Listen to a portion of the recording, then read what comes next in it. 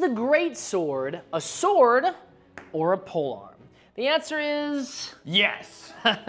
So when we're talking about polearms versus sidearms, the polearm was almost always the primary weapon of war that you would carry, either something like a spear or a halberd or naginata or whatever it was going to be. It's the main thing that you're using, and you have a sword as a sidearm, usually on your hip or somewhere else. And that's because this isn't super effective on the battlefield against other people in formation with spears or with armor, but it is useful to have because there are situations where either you lose your spear or you're in a confined space. It's nice to have. And you also see swords carried around town a lot easier than a spear would be. But the Greatsword isn't a sidearm. You're not gonna strap it to your hip and walk around town. It's gonna be big and bulky in the way.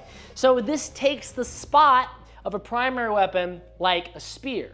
But is it as good? The Montante wouldn't be as effective for the rank and file soldier as a spear because they're probably gonna be using this in formation and stabbing forward. The Montante can do that, but it's not as good as a spear. But if I had to fight a spear, it wouldn't be at a huge disadvantage because its length is pretty long and it's pretty maneuverable. Additionally, because this is balanced like a sword, it can do things that a spear or a halberd can't, like these big sweeping crowd clearing things to keep opponents back that are a lot harder to do with a heavier weapon or a weapon that's thrusting only. But it's not only useful as a polearm. You can also switch to half swording and do battle just like a normal sword would if you're in a tighter space.